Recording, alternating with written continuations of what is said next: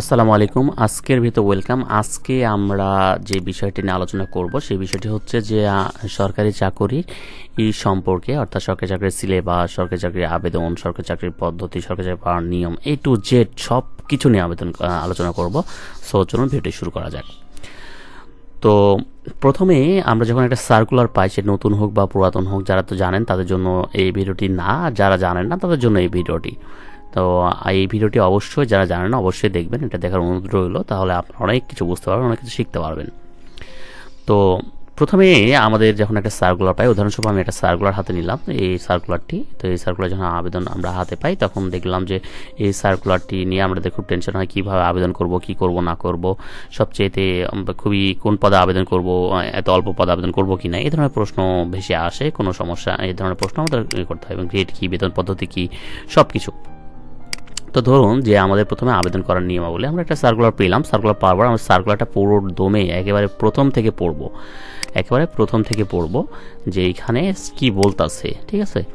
এবং পড়ার পরে আমরা এখানে আমাদের ধরুন আমরা এই পর্যায়ে আবেদন করবো কম্পিউটার ব্যাপারটা। তো আমরা এখানে শিক্ষাগত যোগ্যতা বা অভিজ্ঞতা কী কী লাগবে এখানে বলে দিবে, যে ধরুন কোনো স্বীকৃত বিশ্ববিদ্যালয় হতে বিজ্ঞান বিভাগে স্নাতক সম্মান ডিগ্রি হচ্ছে উত্তীর্ণ হতে হবে, কম্পিউটার টাইপে আপনার হচ্ছে যে 25 এবং 30 গতি থাকতে হবে, কম্পিউটার চালানো দক্ষতা থাকতে হবে। তো যদি আপনি এটা থাকে, 1 নম্বরটা থাকে আপনার, তাহলে 2 নম্বরটা নাই, তাহলে আপনি আবেদন করতে পারবেন না, করার কোনো প্রয়োজনও নাই। আপনার যদি 2টাই থাকে এই যোগ্যতা, তাহলে আবেদন করতে পারবেন। এরকম শিক্ষাগত যোগ্যতা 3 নম্বর কলামে দেওয়া থাকে প্রতিটা সরকারি চাকরিজীবীতেই। কলম 4 নম্বর, 1 2 3 4 নম্বর কলামে দেওয়া থাকে। এই হচ্ছে, এবং পদ সংখ্যা কটাই, স্থায়ী না অস্থায়ী। দেখুন স্থায়ী হচ্ছে আপনার 2 বছর পর অবশ্যই স্থায়ী হয়ে যাবে। সরকারি চাকরি সকল ক্ষেত্রেই আপনার স্থায়ীকরণের জন্য 2 বছর পরে স্থায়ী হয়, আর প্রথম হচ্ছে শিক্ষানবিশকাল থাকে। আর অস্থায়ী বলতে আপনাকে তারা যখন তখন হচ্ছে সেইখান থেকে বের করে দিতে পারে, বা বলতে পারে তোমাকে আর প্রয়োজন নাই, এরকম টাইপের। তো এইটাকে বলা অস্থায়ী। আর স্থায়ী মানে আপনার এক সময় স্থায়ী হবে, এটা আপনি নিশ্চিত থাকবেন, যদি আপনার দ্বারা কোনো প্রকার ক্রাইম না হয়। স্থায়ী মানে কোনো প্রকার ক্রাইম না হলে আপনার অবশ্যই, আপনি যদি কোনো প্রকার 2 বছরের মধ্যে সরকারি চাকরি পাওয়ার পরে 2 বছরের মধ্যে কোনো প্রকার ক্রাইম না করেন, তাহলে আপনার হচ্ছে যে স্থায়ী হবেই, বাধ্যতামূলক। আর যদি আপনি হচ্ছে যে কোনো প্রকার ক্রাইম করেন, তাহলে আপনাকে চাকরি থেকে স্যাক করবে, তারা হচ্ছে চাকরি থেকে বের করে দেবে। আর অস্থায়ী বলতে আপনাকে তারা 1 মাস পর হোক, 2 মাস পর হোক, 1 বছর 2 বছর পর হোক, তাদেরকে বিদায় দিয়ে দিবে, বলবে যে আপনার সময়কাল শেষ, আপনাকে আর চাকরি করতে হবে না, বা আপনাকে বেতন টেতন দিয়ে সব কমপ্লিট করে বের করে দেবে। এই হচ্ছে স্থায়ী অস্থায়ীর মধ্যে পার্থক্য। এই হচ্ছে আবেদন। আপনারা এই আবেদন পদ্ধতিটা বুঝলেন। এখন আমরা 2 নম্বর প্রশ্ন চলেছে, পরীক্ষা কবে হবে। দেখুন, সার্কুলার যখন আবেদন হয়, কোনো মন্ত্রণালয় দেখ বা অধিদপ্তর দেখ, পরিদপ্তর দেয়, যে দেয় না কেন আবেদনের সার্কুলারের কবে পরীক্ষা হবে সেটা হচ্ছে একেবারে বলা দুষ্কর। কারণ কি জানেন, বিষয়টা হচ্ছে যে একেবারে মেন এই দায়িত্বে থাকবে, পরীক্ষার একটা কমিটি থাকে, একটা সার্কুলার হওয়ার পরে পরীক্ষার জন্য একটা কমিটি থাকে। এই কমিটি একটা রেজলিউশন হয় যে কবে পরীক্ষা হবে, সবাই মিলে আলোচনা হয় কবে পরীক্ষা হবে, কিভাবে পরীক্ষা নিতে পারি। তো এই রেজলিউশন বলেন বা এই পরীক্ষা বলেন, একটা কমিটিতে 10 জন আছে। এই 10 জন খুবই একেবারে তারা স্টেট থাকে যে এইসব বিষয়ে কারোর সাথে শেয়ার করবে না, তারা খুব অনেস্ট হয়ে থাকে। যদি তারা শেয়ার না করে, পৃথিবীর কি আরো কি সাধ্য আছে এটা কবে পরীক্ষা হবে বলতে? কারো সাধ্য নাই। তো এই যে কবে পরীক্ষা হবে এই কথা ভুলে যেতে হবে। 2 মাস পরে হতে পারে, 3 মাস পরে। তবে বেসিক্যালি আমি বা আমার অভিজ্ঞতা বলে, বা আমাদের সিনিয়ররা যারা চাকরি করছে তাদের অভিজ্ঞতা বলে, বা প্রিভিয়াস লক্ষ্য করলে দেখা যায় যে মোটামুটি 3 মাস বা 4 মাসের মধ্যে পরীক্ষাগুলো হয়ে যায়। যে সকল ডেট শেষ, তারপর থেকে 4 মাসের মধ্যে পরীক্ষাগুলো হয়ে যায়। আর যদি না হয়, ভাই কবে পরীক্ষা হবে এটা কেউ বলতে পারবে না। এইসব প্রশ্ন করা মানে আপনি মনে করবেন যে আপনাকে বোকা বলবে, যার কাছে প্রশ্ন করবে তাকে বোকা বলবে, ঠিক আছে। কারণ আমি বললাম যে কিভাবে পরীক্ষা হয় বা কবে পরীক্ষা হবে, সম্পূর্ণটা এটা রেজলিউশনের মাধ্যমে, এটা নির্দিষ্ট কোনো সরকারে বা সংবিধানের নিয়মে নাই, চাকরির বিধিবিধানের নিয়মে নাই যে পরীক্ষা নিতেই হবে এতদিনের মধ্যে। একেবারে স্টেট কথা যে নির্দিষ্ট কোনো নিয়ম নাই। এটা হচ্ছে যে গেল কবে পরীক্ষা হবে। কত মার্কের পরীক্ষা হবে, ভাই কত মার্কের পরীক্ষা হবে এটা একেবারেই বলা দুষ্কর। কত মার্কের পরীক্ষা হবে শুধু আপনি আইডিয়া নিতে পারেন যে কত মার্কের পরীক্ষা হবে। অনেক সময় 70 মার্কের হয়, অনেক সময় 100 মার্কের হয়। তবে বেসিক্যালি 100 মার্কের পরীক্ষাটা বেশি হয়। তবে 100 হবে না 70 হবে এটা বলা, অথবা 90 হবে এটা বলা একেবারে অসম্ভব হয়ে যায়। কারণ কি বলি, যে দেখুন যে আপনি হচ্ছে দেখবেন যে একটা প্রিভিয়াস 2000 ধরুন যে 2020 সালে আপনি একটা পরীক্ষা হয়েছে সেম জায়গাতে সেমে একদম এই পাট বস্ত্র মন্ত্রণালয় সেম জায়গাতে একটা পরীক্ষা হয়েছে 2020 সালে। তো 2020 সালে কোশ্চেন পাইলেন, কোশ্চেন পাওয়ার পরে আপনি দেখলেন যে হচ্ছে যে 70 মার্কের পরীক্ষা হয়েছে। আবারও এটা হচ্ছে 2025 সালে বা 26 সালে একটা সার্কুলার আপনি পেলেন 5 বছর পরে, আপনি দেখবেন যে সেম জায়গাতে পরীক্ষা হচ্ছে, সেম ভাবে আপনি হুট করে দেখবেন যে 100 মার্কের পরীক্ষা হচ্ছে। এরকম ইতিহাস প্রচুর আছে ভাই, যে ওই সেম জায়গাতেই বা সেম দপ্তর বা সেম মন্ত্রণালয়তেই আগে 70 মার্কে হয়েছে, এখন 100 মার্ক হয়েছে, বা আগে 100 মার্ক হয়েছে, এখন 70 মার্ক হচ্ছে। এটা ডিপেন্ড করে কর্তৃপক্ষের উপরে কত মার্কের পরীক্ষা হবে, এটা নিয়ে মানে কল্পনা বাইরে। তো আপনাকে টার্গেট রাখতে হবে 100 মার্কের, 100 মার্কের উপরে তার পরীক্ষা হয় না। আপনি যদি সর্বোচ্চ মার্কের টার্গেট রাখেন পরীক্ষার বিষয়টা, তাহলে আপনি অবশ্যই পড়াশোনাটা ভালো করতে পারবেন। এই হচ্ছে বিষয়। তো এই হচ্ছে বিষয়, কত মার্কের পরীক্ষা হবে।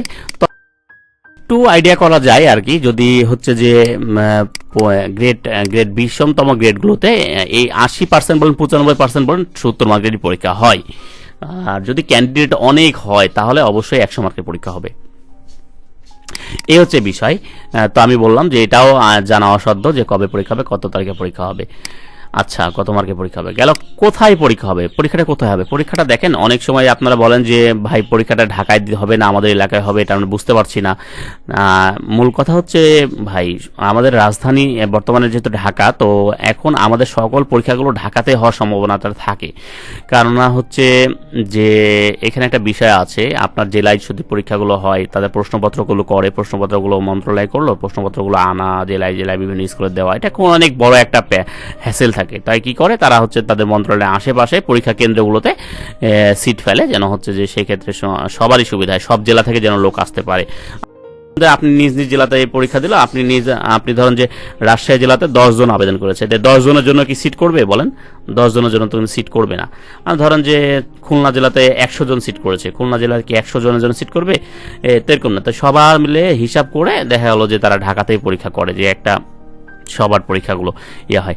তবে জেলা ভিত্তিক যে পরীক্ষাগুলো হয়, যেমন ধরেন আপনার ডিসি অফিস, ইউএন অফিস, বা হচ্ছে ইউনিয়ন পরিষদ, বিভাগীয় অফিস, যেগুলো আছে সেগুলো হচ্ছে যে আপনার ইয়াতেই পরীক্ষা হয়, জেলাতেই পরীক্ষা হয়। তবে অধিদপ্তর পরিদপ্তর বড় বড় যে মন্ত্রণালয়ের আন্ডারে যে বড় বড় দপ্তরগুলো আছে, এগুলো আপনার হচ্ছে এই ঢাকাতেই পরীক্ষা হয়। তার মূল কারণে যে বললাম যে 10 জন রাজশাহী জেলার আবেদন করছে, 20 জন খুলনা জেলায়, এরকম ভাবে তো ভাই 10 জনের জন্য তার একটা সেন্টার বা তাদের খরচ করার প্রয়োজন নাই। এর জন্য সব মিলিয়ে হচ্ছে যে তারা ঢাকাতেই সিট ফেলে। এই হচ্ছে বিষয়। এই প্রশ্নটা আমরা তো অ্যান্সার পাইলাম। তো ভাই লিখিত হবে দেখেন। আচ্ছা, এই প্রশ্নের উত্তরটা আমি দিয়ে দিচ্ছি খুব সুন্দরভাবে। পরীক্ষায় এমসিকিউ হবে না লিখিত হবে, ডিপেন্ড করে ভাই একেবারেই হচ্ছে পরীক্ষাতে কতজন আবেদন করেছে।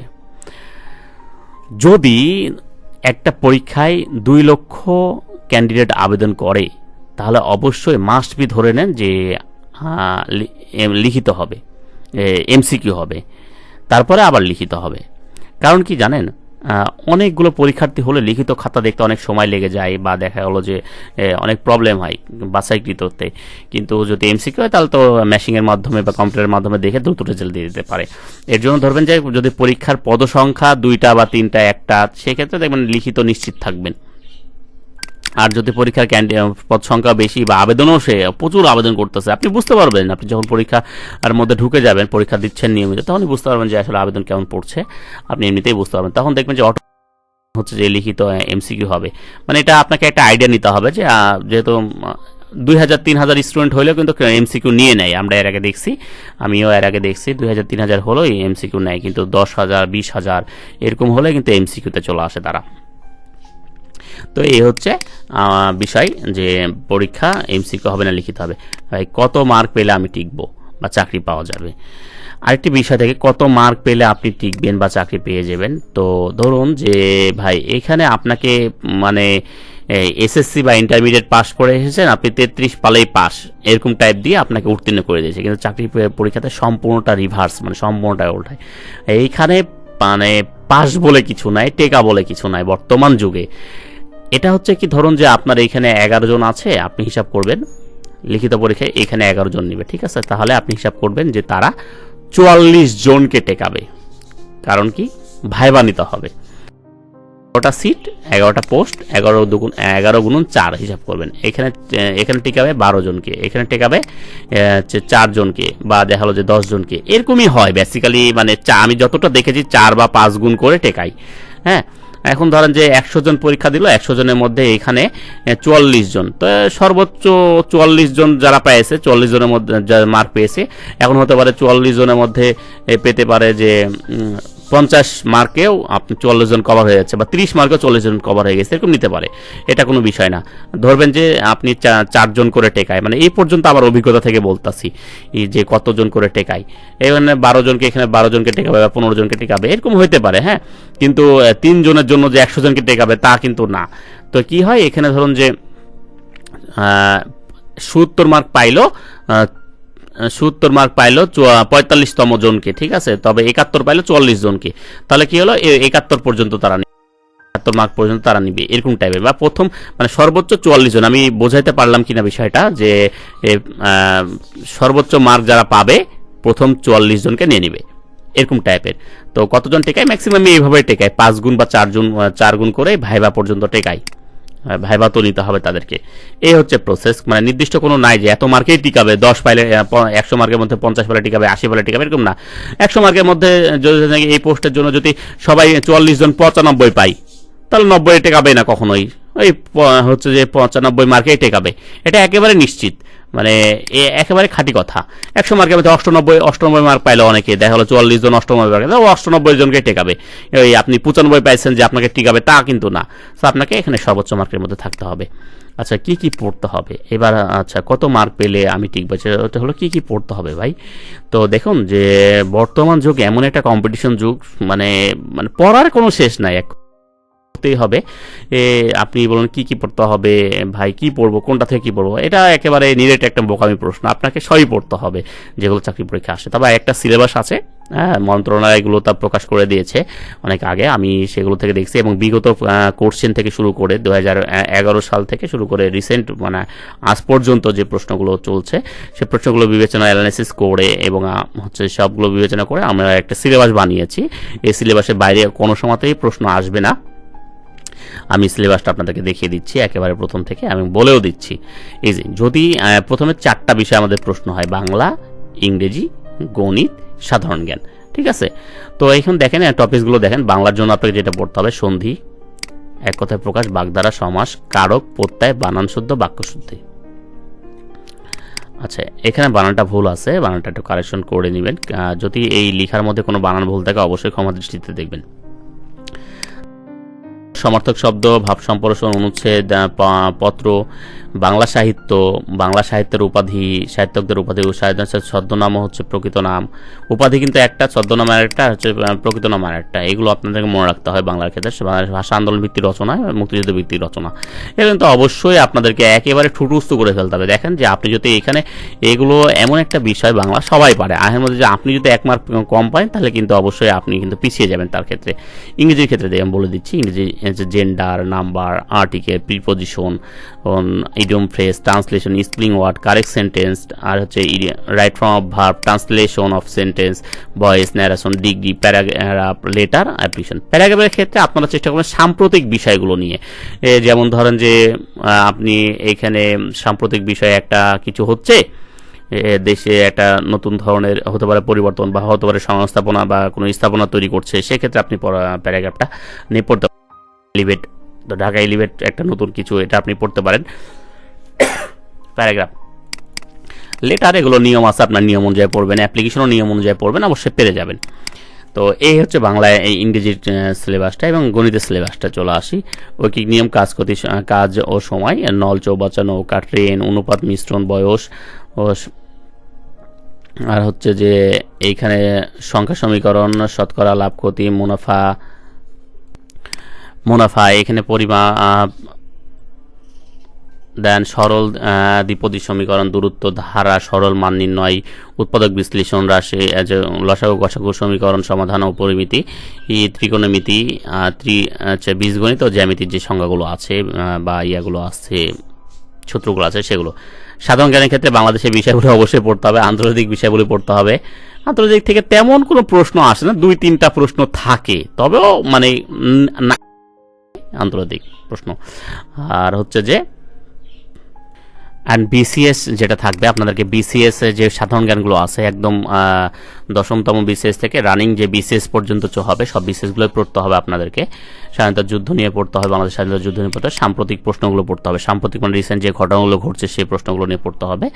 দেন এইখানে আপনাদেরকে একটা বিষয় লক্ষ্য রাখতে হবে যে রিসেন্ট প্রশ্নের সমাধান, মানে ধরেন যে আপনি পরীক্ষা দিতে যাচ্ছেন আগামী শুক্রবার বা শনিবার আপনার পরীক্ষা, আপনি বিগত 1 মাস বা 2 মাসের যে পরীক্ষাগুলো হয়েছে আপনি কিন্তু এই প্রশ্নগুলো সংগ্রহ করবেন, পরীক্ষাগুলো যেগুলো হয়েছে সেই পরীক্ষার প্রশ্নগুলো সংগ্রহ করে একেবারে মুখস্থ করুন। ওইখান থেকে আপনি মোটামুটি আপনি 20% প্রশ্ন কমন পেয়ে যাবেন মানে রিসেন্ট প্রশ্নগুলোর মধ্যে। তো এই হচ্ছে বিষয়, আপনাদেরকে এগুলো মানে একেবারে ঠুটুষ্টু হিসাবে পড়তে হবে, এর বিকল্প কোনো কিছু। তো আমার এই চ্যানেলে হচ্ছে যে বিভিন্ন চাকরির পরীক্ষাগুলোর হচ্ছে যে ইয়াটা আছে মানে সার্কুলার হয়, সেই এই চ্যানেলটি ফলো করবেন, সাবস্ক্রাইব করে রাখবেন, কমেন্ট করবেন। আর এই যে কিউআর কোডটি দেখতে পাচ্ছেন, এই কিউআর কোডটি স্ক্যান করলে আপনারা হচ্ছে যে এই বছরে মানে রানিং যে বছর থাকবে সেই বছরের হচ্ছে যে কোন বইটি পড়লে আপনাদের জন্য উপকার হবে সেই বইয়ের নামটা দেখতে পাবেন। স্ক্যান করলে আপনি হচ্ছে যে এই বইটি স্ক্যান অবশ্যই করবেন, স্ক্যান করলে বুঝতে পারবেন।